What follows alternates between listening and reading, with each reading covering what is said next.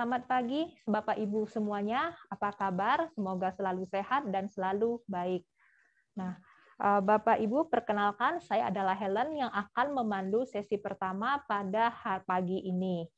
Nah, Bapak Ibu sekalian, pandemi COVID telah mengubah banyak hal di sekitar kita. Kita hidup dalam kebiasaan baru dan kita harus beradaptasi dengan hal-hal baru juga. Nah, bagaimanakah proyeksi kondisi ekonomi, baik ekonomi global maupun ekonomi Indonesia pada tahun mendatang dengan adanya di tengah pandemi yang saat ini sudah hampir mencapai 2 tahun namanya. Nah, Bapak Ibu sekalian, saat ini hadir bersama kita pakar ekonomi Indonesia yaitu Bapak Faisal Basri. Nah, Pak, selamat pagi Pak Faisal. Selamat pagi Mbak Helen. Selamat pagi Mbak Helen dan serta rekan-rekan semua. Apakah suara saya terdengar? Ya, terima kasih sudah bersedia hadir pada acara kita pada hari ini. Nah, tanpa membuang waktu lagi, kita akan segera memulai acara ini. Pak Faisal, waktu dan tempat kita persilahkan. Terima kasih sekali lagi Bu Helen. Saya langsung saja share screen.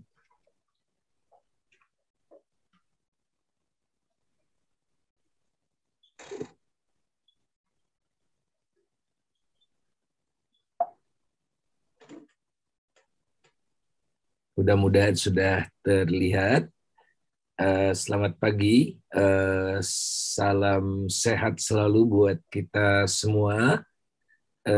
Tetap jaga protokol kesehatan, jangan sampai kita kecolongan lagi. Terlalu berat resikonya kalau wabah ini menggelora kembali. Saya bagi sharing ini dalam 4 kelompok seperti tertera di layar. Saya mulai dari pengantar ya, bahwa sebetulnya setiap krisis, setiap badai, setiap gejolak, shock merupakan kesempatan buat kita semua untuk melakukan sesuatu yang baru dengan cara yang berbeda untuk memperoleh hasil yang lebih baik. Sesuatu yang dilakukan berulang-ulang untuk menghasilkan hal yang berbeda agaknya suatu kemustahilan. Oleh karena itulah ini kesempatan buat kita untuk berubah dalam pola hidup, dalam berbisnis, dalam berinvestasi, yang mindset-nya berubah karena pandemi telah mengubah hampir segala aspek kehidupan kita. Nah, ringkas saja saya ingin share data sampai kemarin. Ya, syukur kita telah melampaui puncak pandemi dan sekarang kita lihat kurva yang berwarna hijau itu sudah mendatar. Demikian juga total kematian sudah mendatar. Artinya kenaikannya mendekati nol gitu, mendekati nol ya. Itu kasus total di sebelah kiri.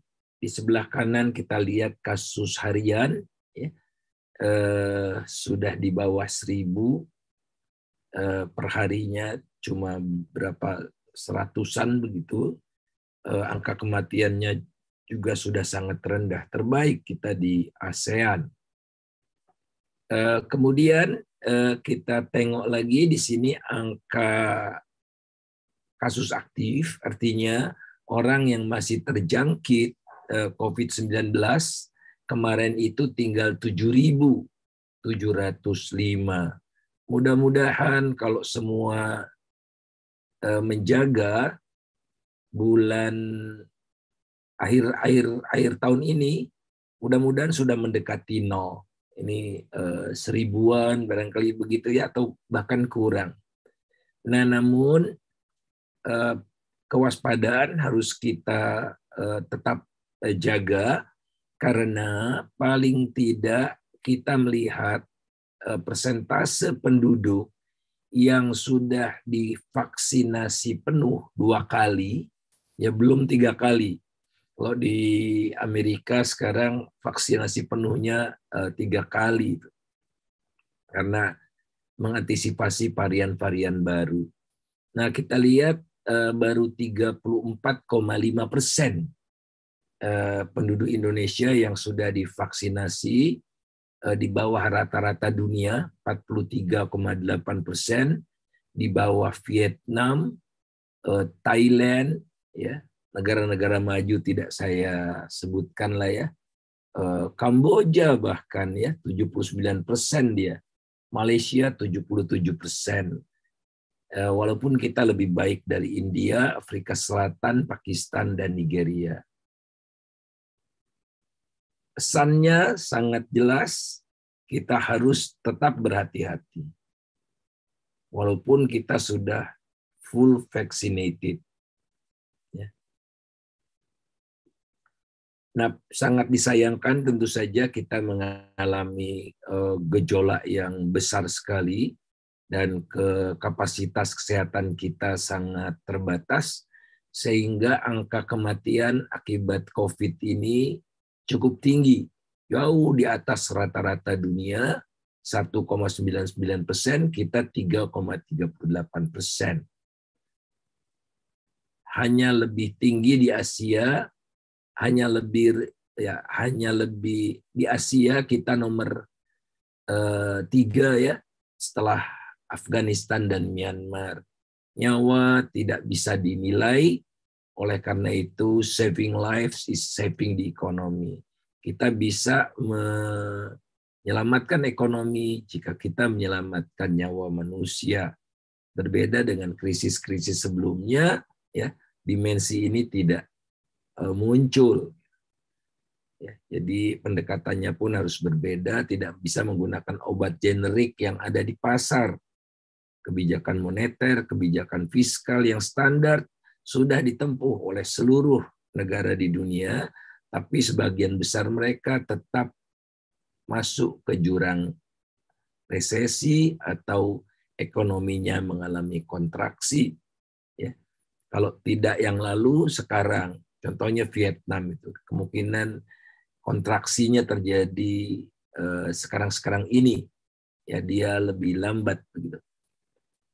Oke, ini jangan sampai melonjak lagi ya angka kematian.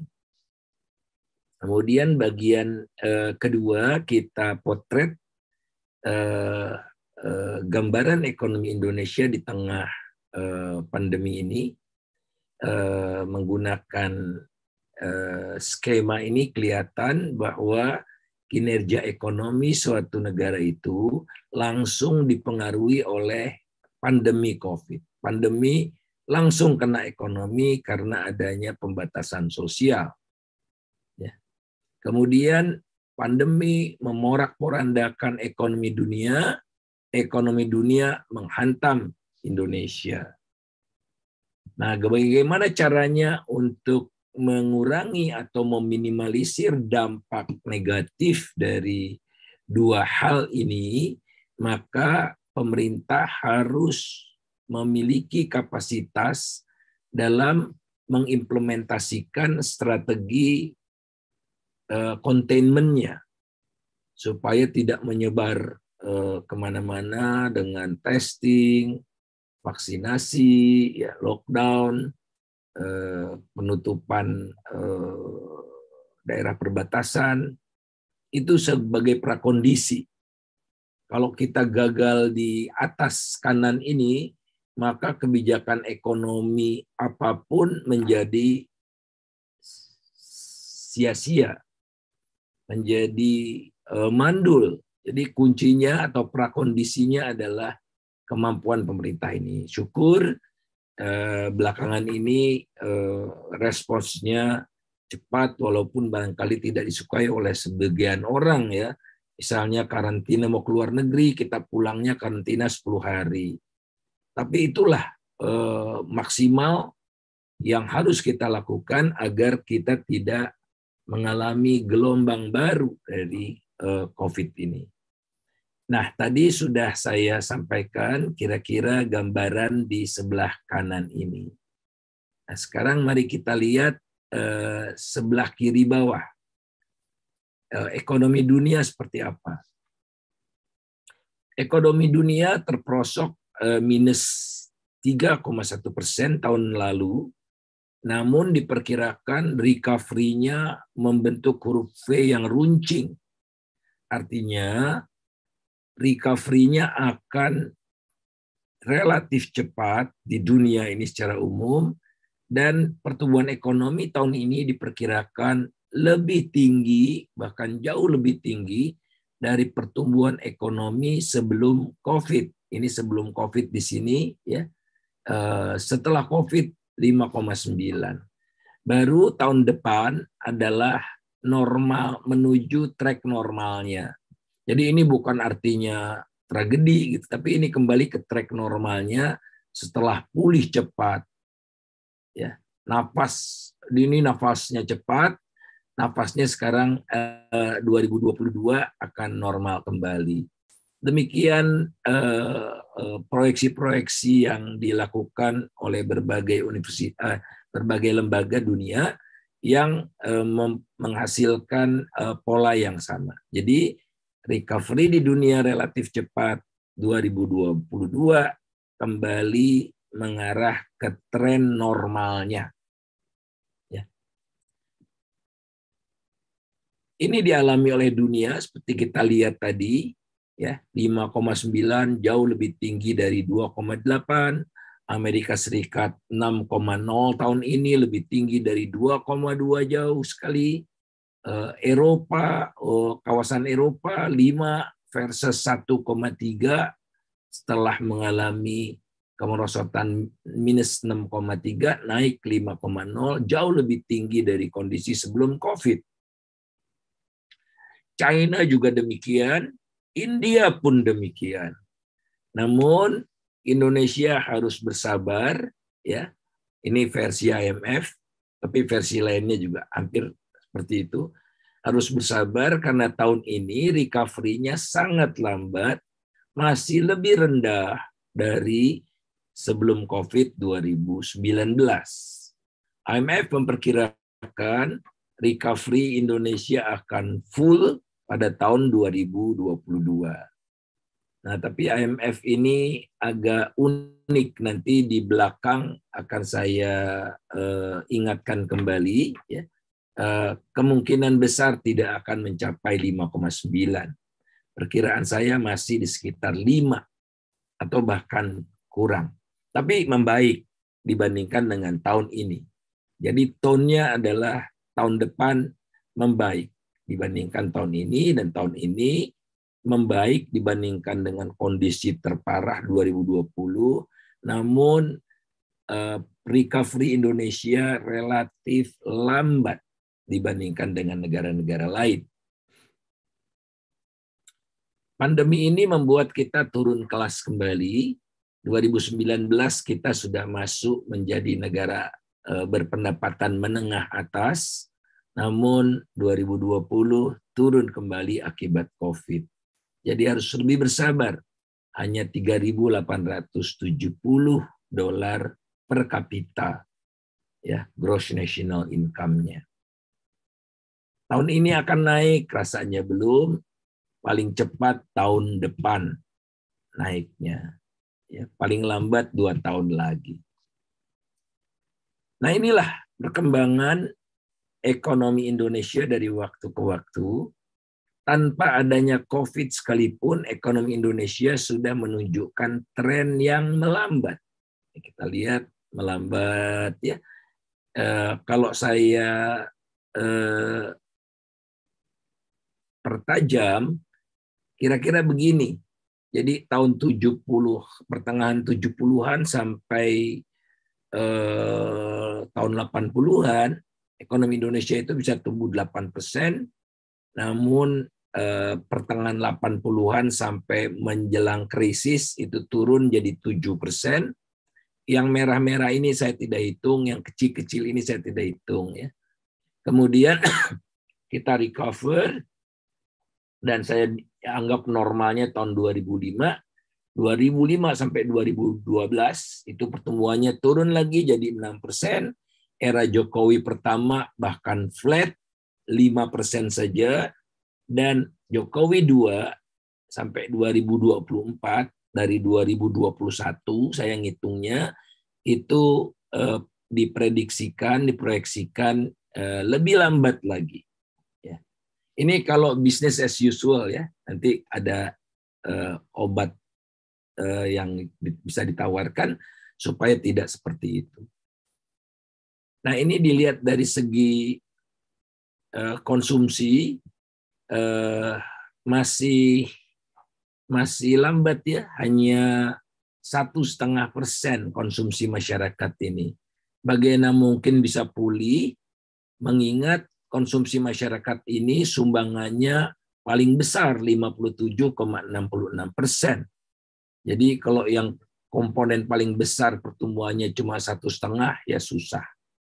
Kemudian di sini pemerintah juga kelihatannya masih terseok-seok ya. Pertumbuhan konsumsi pemerintah juga masih sangat rendah. Dan yang namanya investasi, ini ya, 3,6 masih lebih tinggi, tapi karena konsumsi pemerintah ini share-nya tidak sampai 10%, yang tidak bisa dongkrak ekonomi. Kemudian kita lihat investasi mulai merangkak, namun masih jauh di bawah yang dibutuhkan untuk bisa tumbuh berkelanjutan. Oke, kemudian ekspor meningkat luar biasa, ada blessing in disguise dari pandemi ini, namun dia tidak bisa sepenuhnya 22% menyumbang ke ekonomi karena ada impor yang naik kencang juga, 21,46%. Jadi kalau kita kurangi netonya tidak sampai 1%, ya, sehingga tidak bisa juga mendongkrak ekonomi. Oleh karena itu pada triwulan 1 sampai 3 tahun ini hanya tumbuh 3,24%. Dilihat dari sektornya, ya, kita melihat di sini triwulan ketiga, ya, pada triwulan kedua itu sudah hitam semua, tidak ada lagi yang merah artinya minus. Namun triwulan ketiga gara-gara ada gelombang kedua COVID itu banyak lagi kembali yang minus, 1, 2, 3, 4, 5, 6 sektor mengalami kontraksi. Jadi kira-kira sepertiga dari ekonomi terpuruk kembali. Ya. Walaupun tentu saja ada yang tumbuh kencang. Ya. Yang tumbuh kencang adalah sektor kesehatan ini. 14,06%. Sektor kesehatan ini diperkirakan masih akan terus tumbuh. Ya. Jadi dicermati saham perusahaan-perusahaan kesehatan ini, karena nanti spending untuk kesehatan masih tetap naik 2022 ya. Ini kira-kira gambarannya teman-teman sekalian. Kemudian sektor kedua yang juga tumbuh cukup cepat adalah mining, pertambangan dan penggalian, 7,78. Lantas informasi dan komunikasi juga tumbuhnya lumayan, 5,51. Oke. Tapi ingat di sini ada yang minus cukup banyak pada triwulan ketiga, namun triwulan keempat diperkirakan mengarah ke kondisi triwulan kedua, di mana waktu itu ekonomi tumbuh relatif tinggi ya, 7,07%. Dari minus menjadi positif tinggi, relatif tinggi, yang tidak pernah terjadi sejak reformasi. Nah, ini kita lihat kalau tahun 2020 yang merah banyak, 2021 juga yang merahnya tambah banyak, tapi 2021 triwulan kedua semakin baik.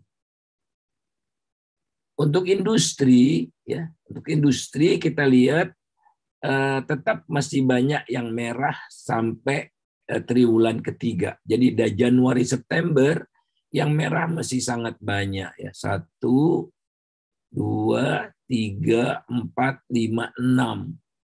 6, 7 ya, 7. Nah, industri mana yang tumbuhnya bagus adalah industri manufaktur logam dasar, 11%. Kemudian lebih keren lagi adalah peralatan transport, 16% tertinggi. Ini gara-gara bonus dari pemerintah yang membebaskan PPNBM dan DP 0%. Kemudian industri kulit mulai bagus pertumbuhannya. Kemudian industri farmasi tentu saja ya karena jualan obat-obatan, dan kemudian furniture juga mengalami perbaikan. Namun sekali lagi masih banyak yang terperosok seperti tekstil dan garment itu paling parah, minus 7,2% selama Januari September. Kemudian industri kayu juga minusnya besar, dan industri rokok. Ya, ini nggak apa-apa lah ya, industri rokok. Nah, jadi gambarannya seperti ini. Pada tahun 2020 yang minus mayoritas, namun sampai first half 2021 jauh lebih banyak yang hijau daripada yang merah. Nah, seperti saya katakan tadi, pertumbuhan ekonomi Indonesia seolah-olah sudah boom, gitu ya, tancap gas dari minus 4 triwulan berturut-turut menjadi 7,1% pada triwulan kedua. Nah, saya ingin membandingkan seberapa cepat sih Indonesia recovery-nya, jadi speed of recovery, ya, dengan membandingkan periode setelah puncak triwulan 2 2020, ya misalnya triwulan 3, triwulan 4, triwulan 1 2021 dan sebagainya, itu dibandingkan dengan triwulan 2 2020 sebagai numerer, sebagai benchmark. Karena 2020 triwulan 2 adalah yang paling parah di Indonesia maupun di dunia, kecuali China. China itu paling parahnya pada triwulan 1 2020. Nah, kita lihat di sini ya, Indonesia kecepatan recovery-nya tergolong sangat lambat dibandingkan dengan Thailand, China, ya, Singapura, Turki, Filipina, India, Malaysia. Jadi kita lihat apa ini yang terjadi. Mengapa Indonesia agak terlambat, agak keleleran dalam recovery ini. Inilah yang hendak kita bahas sampai nanti akhirnya apa yang harus kita lakukan.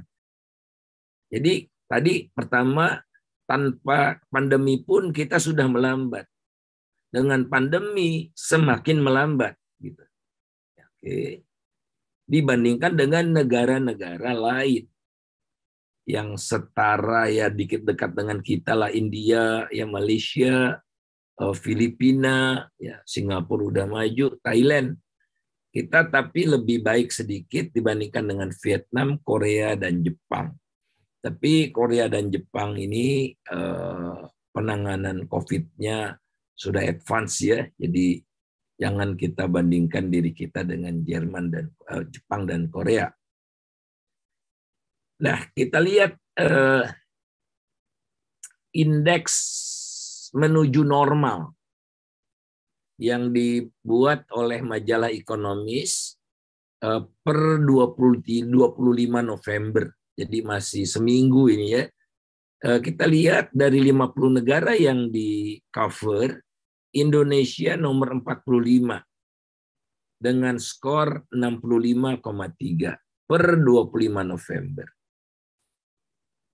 Ya, lebih baik Indonesia dari India, Malaysia, dan Vietnam. Tapi jauh lebih buruk atau lebih buruk dibandingkan sebagian besar negara emerging seperti Pakistan, Nigeria, Meksiko, ya, Brazil, Argentina, Afrika Selatan, dan sebagainya. Namun patut disyukuri Indonesia sudah menuju normal, tracknya sudah menuju normal. Ini track yang menjauh dari normal yang merah-merah ini, tapi kita sudah menuju normal dengan skor 3,7.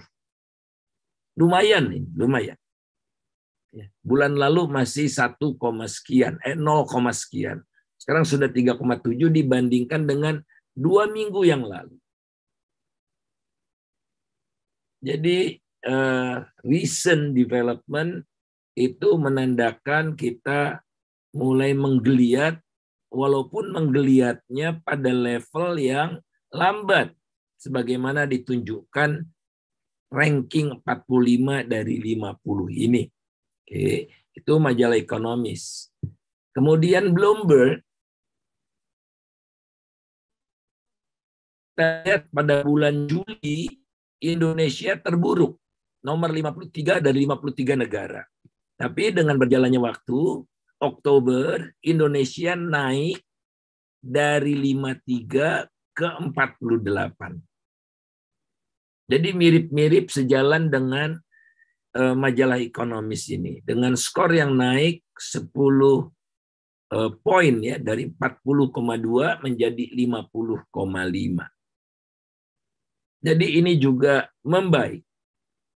Jadi kelihatan sekali kemampuan kita mengendalikan pandemi ini berdampak langsung pada percepatan pemulihan ekonomi, walaupun tergolong lambat, gitu. Tapi sudah mengalami percepatan. Untuk saya harus hati-hati ya, supaya seakurat mungkin ucapan saya itu berdasarkan data. Nah, yang kabar menggembirakan, lebih menggembirakan adalah dari Nikkei Asia, Asia Nikkei. Itu Indonesia tadinya nomor 110 bulan Juni ya, 110 dari 121 negara. Oke. Kemudian naik memburuk menjadi nomor 114, tapi meningkat lumayan signifikan jadi nomor 92 pada Agustus. September membaik lagi menjadi 54. Ini peningkatan luar biasa. Dan lebih baik lagi pada pada Oktober lalu menjadi 41. Nah, tapi kan ini mengganggu ini ya. 54 kok turun ke membaik ke 41, kok kesannya turun. Makanya saya ubah Indonesia sendiri saja. Di sini kelihatan baik ranking maupun skor Indonesia mengalami perbaikan. Rankingnya dari 110 sekarang 41. Skornya dari 31 menjadi 56. Jadi trennya meningkat terus, utamanya sejak Agustus ya, dibandingkan dengan Juli. Juli terburuk, ini kita lihat, Juli terburuk. Nah inilah teman-teman sekalian, kalau ada lagi sih saya ingin tambahkan, tapi tidak ada. Ya, jadi itu kira-kira gambarannya. Confirm Indonesia recover, walaupun lambat, kecuali yang ditunjukkan oleh Nikkei. Nah, kalau dilihat beberapa sektor yang terpuruk dalam, antara lain adalah otomotif, ya, sepeda motor. Sepeda motor itu tahun lalu merosot 43,6%. Tapi sampai September tahun ini itu sudah meningkat 30,8%. Jadi kalau sepeda motor huruf V-nya seperti kebanyakan negara tadi. Jadi kita pulih jauh lebih cepat dari kondisi sebelum COVID yang tumbuh hanya 1,6, sekarang 30,8.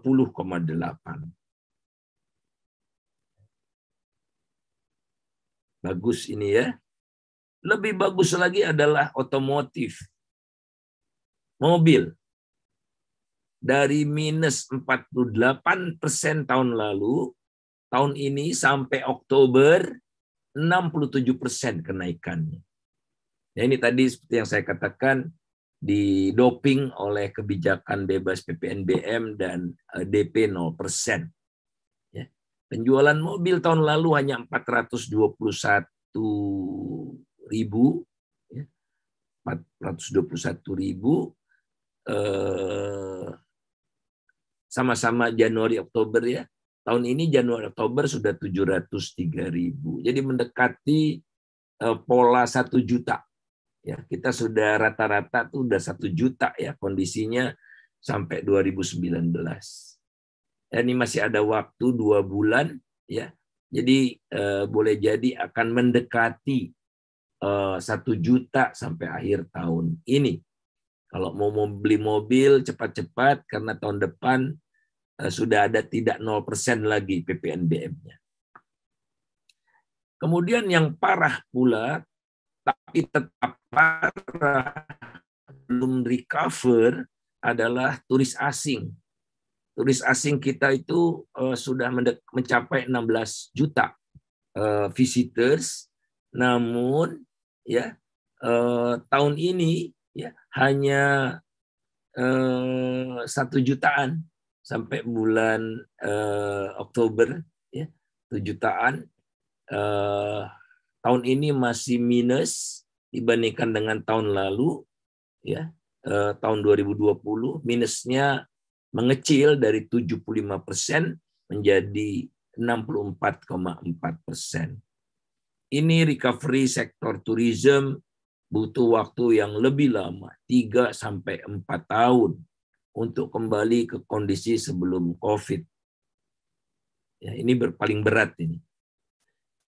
Nah, ini dilihat dari bandaranya, saya lewati saja. Ini dari warga negaranya. Kalau kita lihat yang masih cukup banyak masuk ke Indonesia adalah negara-negara tetangga yang berbatasan langsung dengan Indonesia seperti Timor Leste, Papua Nugini, dan Malaysia.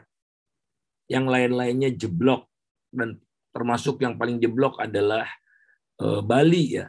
Bali itu tahun ini baru 37 orang. 37 bukan ribu ya. 37 orang. Jadi emang sekarang ini bukan masanya wisata. Oleh karena itulah bergantung pada turis domestik ini ya. Tapi turis domestik jangan kebablasan. Saya agak ngeri juga. Nah, kemudian apa yang dilakukan oleh pemerintah lewat APBN? Tentunya APBN kita jeblok di penerimaan akibat pandemi ini, namun belanjanya meningkat. Akibatnya adalah defisit 1.000 triliun lebih tahun lalu. Tahun ini diperkirakan defisitnya akan mengecil karena adanya pendapatan cukup meningkat dari sumber daya alam dan juga oleh karena itu tentu saja dari pajak. Nah, tahun depan diharapkan lebih membaik lagi, dan tahun depan tidak ada kompromi kecuali ada Perpu lagi. Pemerintah tidak bisa running defisit di atas 3%. Jadi tahun depan ini rencananya masih 4,8, tapi tahun 2023 harus maksimum 3%. Masih ada kemungkinan tidak sanggup, tapi akan memungkinkan kalau tren penerimaan pajaknya membaik dan belanjanya agak dikekang lah ya. Ibu kota nanti dululah, gitu. Jalan tol Sumatera nanti dulu, PMN dipangkas separuhnya bisa. Jadi ini masih ada ruang, tapi harus berkorban. Ya, yang tidak mau berkorban nanti akan menjadi korban yang lebih parah. Karena apa, teman-teman sekalian, Bapak Ibu sekalian, beban utang kita udah sedemikian sangat besar. untuk bayar bunga pun sekarang kita ini tidak bisa membayarnya kecuali dengan meminjam kembali, dengan berutang, menambah utang. Tercermin dari primary balance yang negatif. Primary balance negatif artinya sekali lagi membayar bunga utang harus dengan berutang baru. Ini tidak sehat. Di era Pak Jokowi ini merah melulu nih. Jadi terlalu ambisius, tidak memperhitungkan risiko-risikonya terlalu dalam, menyebabkan kondisi kita semakin memburuk seperti ini. Nah, tanpa pandemi pun pajak itu melorot terus. Jadi ini transformasi struktural ekonomi dibutuhkan untuk menggenjot pajak. Bukan artinya membuat susah warga negara, tapi yang belum tergarap ini masih sangat banyak sekali. Jadi ini tidak boleh ini. Ini kegagalan luar biasa ini. Kalau penerimaan pajak turun dulu artinya pemerintah tidak cakap untuk mengambil pajak dari dinamika ekonomi yang terus meningkat. Nah, akibatnya utang semakin menggelembung, pembayaran bunga sudah mencapai 21% dari total pengeluaran pemerintah pusat tahun 2022. Jadi teman-teman monitor nih indikator-indikator makro ini yang mau tidak mau mempengaruhi sentimen pasar, positif maupun negatif. Jadi monitor terus. Kebijakan moneternya kita lihat oleh Bank Indonesia tentu saja banyak, semua jurus sudah dikeluarkan, ya. Tapi kembali ini COVID, banyak yang tidak bisa di-cover oleh kebijakan moneter. Jadi kita lihat di sini kebijakan moneter mampu menjaga inflasi. Ini yang patut kita syukuri. Inflasi Indonesia Januari-Oktober itu masih 1,3%. Oktober saja 1,75%. Jadi year on year-nya. Sehingga hampir bisa dipastikan inflasi yang tinggal sebulan ini tahun ini akan di bawah 2%. Jadi harga stabil, kecuali minyak goreng barangkali. Kebijakan BI terus menurunkan suku bunga dan sudah 5 kali di era pandemi diturunkan suku bunganya, suku bunga acuan ya, BI 7-day repo rate, dan sekarang di level 3,5% dalam waktu yang sudah cukup lama. 10 bulan berturut-turut 3,5% saja. Namun penurunan suku bunga ini tidak membuat masyarakat belanja. Semakin banyak saja uang yang ditaruh di bank, dicerminkan oleh garis yang berwarna biru, yang tumbuhnya rata-rata double digit. Jadi orang terus saja menabung selain beli saham dan beli sun. Sementara bank-bank ini melorot terus, kreditnya bahkan kontraksi kreditnya walaupun sudah mulai recover, namun masih jauh dari tingkat yang normal. Ini kita lihat normalnya paling rendah di sini kan ya, 6-7%, kita masih 3,2%. Hampir mustahil pertumbuhan ekonomi tidak akan mencapai 6%, di atas 5% kalau pertumbuhan kreditnya sangat rendah seperti itu. Pertanyaannya, dibawa kemana oleh bank ini uang yang makin banyak masuk ketimbang keluarnya dalam bentuk kredit? Nah, hobi baru bank sekarang juga beli surat utang negara. Bank sekarang menjadi pembeli terbesar surat utang negara. Bukannya menyalurkan kredit, mereka lebih getol beli surat utang. Hampir sepertiga surat utang negara dibeli oleh bank. Biasanya pembeli surat utang negara itu asing. Sekarang bank. Ya ada yang kecil-kecil ya, tapi sangat kecil. Milenial makin banyak yang beli surat utang negara, tapi jumlahnya sangat kecil. Porsinya sangat kecil. Jadi kalau sebelum pandemi, bank itu hanya membeli 27%. Sekarang 32,5%. Oke, sekarang kita masuk ke nilai tukar rupiah, ya. Pada posisi kemarin rupiah 14.408, cenderung dalam 2 minggu terakhir ini melemah. Dia ada isu tapering, ya, ada isu inflasi yang kian tinggi, ditambah ada varian baru, macam-macam. Jadi sentimen negatifnya cukup banyak, dan juga ada net sell di pasar saham. Nanti kita lihat. Nah, ke depannya berapa diperkirakan komoditi super cycle akan diperkirakan tidak akan selama yang sebelumnya. Oleh karena itulah ada lebih besar kemungkinannya rupiah melemah tahun depan daripada menguat. Lebih banyak tantangan-tantangan rupiah melemah daripada menguat. Ini catatan penting juga barangkali buat teman-teman. Karena apa? Ekspor yang meningkat disertai dengan peningkatan impor juga, dan tidak semua penerimaan ekspor itu masuk ke Indonesia. Sehingga cadangan devisa Indonesia tidak meningkat setajam peningkatan ekspornya. Ya. Jadi eksportir masih cukup banyak yang menaruh uangnya di luar atau membawa hasil ekspornya ke luar negeri, ke tempat asal mereka, kalau itu adalah investor asing. Jadi cadangan devisa kita lumayan, namun berisiko tergerus tahun depan. Apa sih kuncinya? Sepanjang nilai current account masih defisit, ini current account, Bapak Ibu sekalian, yang merah ini current account adalah ekspor impor barang dan jasa. Sepanjang dia minus, maka rupiah akan cenderung melemah. Kalau kita membeli barang dan jasa dari luar negeri lebih banyak daripada menjual barang dan jasa, ya uang kan lari keluar, ya. Kita harus membiayai defisitnya itu. Nah, oleh karena itulah rupiah cenderung melemah.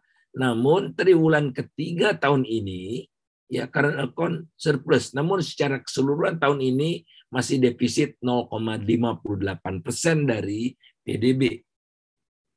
Nah, ini kita lihat. Kan surplusnya 30,8 miliar dolar, ya. Tapi kok devisanya hanya naik terbatas. Nah, ini ada impor jasa, kita jasa-jasa defisit terus. Kemudian tentu saja ada capital outflow karena kita bayar bunga dan bayar cicilannya. Namun ini spektakuler, 41,8% peningkatan ekspor yang most likely tidak akan terjadi lagi tahun depan. Karena mengarah ke normal lagi. Ini kita lihat peningkatannya luar biasa, ya.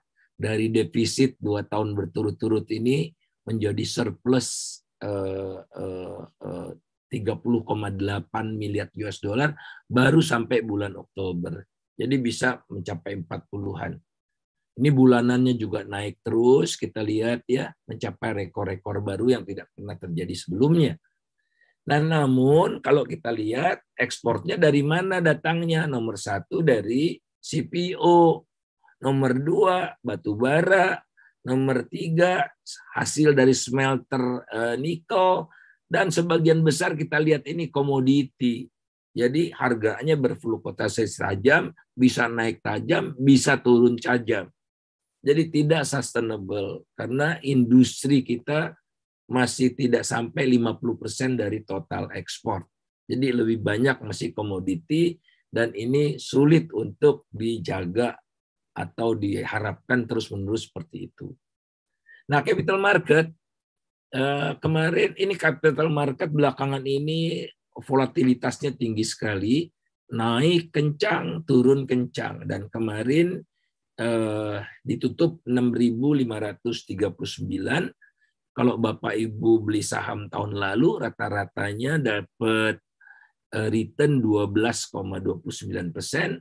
Kalau belinya di awal tahun bisa 9,36%, artinya jauh lebih baik dari bunga deposito, bahkan dari surat utang negara yang rata-ratanya 6,5%. Jadi serahkanlah ke ahlinya, antara lain Philip Sekuritas, untuk memaintain return Anda yang relatif tinggi di atas rata return pasar modal. Ini rata-rata saja. Dengan Philip Sekuritas Anda bisa dapat lebih tinggi dari ini. Mudah-mudahan, ya, mudah-mudahan. Nah, kalau kita bandingkan juga kinerja bursa saham kita lebih baik tahun ini daripada tahun lalu. Tahun ini kita ada nomor 3 di ASEAN, tahun lalu nomor 3 juga sih ya. Tapi di Asia Pasifik kita sekarang nomor 6 sampai kemarin ya. Tahun lalu nomor 10, di dunia kita nomor 25 tahun lalu, sekarang 24. Jadi hampir samalah kira-kira ya kinerja relatif kita dibandingkan dengan tahun lalu. Karena boleh jadi barangnya kurang, ya. Pasokannya kurang, oleh karena itulah dibutuhkan IPO yang semakin banyak. Nah, belakangan ini asing berkurang pembeliannya, lebih banyak jual, sehingga secara total sampai kemarin asing itu masih dalam posisi positif net buy senilai 35,5 triliun, namun peranan asing turun terus dari tahun ke tahun, sampai kemarin tinggal 25% saja. Nah, jadi ini good news. Kalau dulu asing jual, harga saham anjlok, ya. Asing beli, harga saham naik. Sekarang tidak terlalu sekuat tahun-tahun yang sebelumnya. Jadi makin independen ini si investor dalam negeri. Ya. Nah, di masa depan saham-saham yang bagus, keuangannya tidak saja cukup, sudah tidak cukup. Perlu ada perbaikan di perusahaan-perusahaan yang go public ini dengan memerhatikan ESG, ya, environment, ya, climate change misalnya, ya. Kemudian S-nya sosial. Jadi mereka harus menjunjung tinggi nilai-nilai kemanusiaan. Upah tidak boleh ditekan, ya. Kemudian tidak boleh menggunakan pekerja anak-anak, ya, dan sebagainya. Dan governance harus terbuka, harus transparan, tidak boleh tipu-tipu lagi. Nah, dilihat dari kondisi ini, Indonesia risikonya masih tinggi, ya. Indonesia tinggi. Sementara Malaysia kita lihat medium, ya, Singapura low, negara-negara Eropa sebagian besar very low, sangat rendah. Kita tinggi. Nah, ini oleh karena itulah saya rasa Philip Sekuritas, komunitas pasar saham, OJK mulai mendorong agar perusahaan-perusahaan ini ESG-nya baik, karena perusahaan-perusahaan yang ESG-nya baik itu dapat premium di pasar itu harganya. Market akan semakin menghargai. Itu yang pertama. Kemudian juga dengan semakin banyaknya investor milenial dan investor Gen Z, mereka persepsinya lain. Kalau di Amerika, mereka sangat menonjol memperhatikan isu global warming dan climate change. Di Indonesia juga sudah mulai kencang. Jadi perusahaan-perusahaan yang jual batu bara, ya, itu akan tidak laku, ya. Pokoknya yang berkontribusi banyak pada climate change ini akan dihukum oleh generasi milenial dan generasi Z ini. Kemudian juga polusi, ya. Polusi laut misalnya itu jadi concern anak-anak muda sekarang. Nah, jadi di sini juga barangkali pesertanya banyak kaula muda yang hati-hati nanti. Nah, Philip Sekuritas dengan segala instrumen yang dimilikinya memonitor isu-isu ini. Nah, akhirnya kita masuk ke prospek pertumbuhan ekonomi. IMF tahun ini rendah sekali, bahkan lebih rendah dari saya, tapi tahun depan tinggi sekali. Ya, negara-negara lembaga lain OECD tahun depan 4,9, World Bank 5,2, Asian Development Bank 4,8, pemerintah Indonesia 5,2, Bank Indonesia 5,1. Saya sendiri 4,7 dengan pertimbangan-pertimbangan yang telah saya sebutkan tadi itu. It's getting better, tapi relatif lambat. Itu karakter ekonomi Indonesia. Sehingga rata-rata pertumbuhannya kalau tadi 2020 nggak saya hitung, kalau saya hitung 2020-nya itu rata-ratanya cuma 3,2. Sementara target pemerintah antara 5,7 sampai 6%. Jadi jauh di bawah target. Nah, oleh karena itu tidak ada kata lain, tidak ada cara lain kecuali mentransformasikan ekonomi Indonesia agar ekonomi Indonesia bisa kembali ke track pertumbuhan yang lebih cepat. Transformasi pertama adalah menjauh dari value extraction, mendekat ke value creation. Jadi jangan kegiatan ekonomi tebang jual, keruk jual gitu-gitu aja yang mengandalkan otot dan keringat. Harus lebih banyak olah otak. Ya, meramu seluruh sumber daya yang ada, disulap jadi satu produk yang berbeda sama sekali, nilai tambahnya tinggi, ya, dan dinikmati oleh sebagian besar rakyat, bukan sebagian kecil para oligark seperti yang sekarang. Bapak Ibu bisa bayangkan perusahaan-perusahaan besar batubara yang segelintir itu tahun ini pendapatan dari ekspornya saja 500 triliun rupiah. Dan rakyat nggak dapat apa-apa dari windfall ini. Kemudian yang terakhir adalah struktur dunia usaha kita tidak sehat, Bapak Ibu sekalian. Jadi jangan dibangga-banggakan UKM yang banyak, itu namanya tidak sehat. UMKM yang banyak itu tidak sehat. Apalagi kalau 98% dari UMKM itu adalah usaha mikro, sektor informal. Ya. Jadi tidak elok ini, tidak bagus kalau 98% usaha di Indonesia berbentuk mikro. Karena pekerjaannya informal, ya, tidak ada kepastian jabatan, kepastian hari tua, dan sebagainya. Oleh karena itulah harus diubah, ditransformasikan struktur usaha yang berbentuk piramida, ya, di mana mikronya berjubel, menjadi struktur usaha yang berbentuk diamond, di mana mikronya mengecil, sedangkan small dan mediumnya menebal. Disinilah ekonomi akan tangguh, terjadi pembentukan kelas menengah yang cepat, dan demokrasi juga semakin sehat. Terima kasih.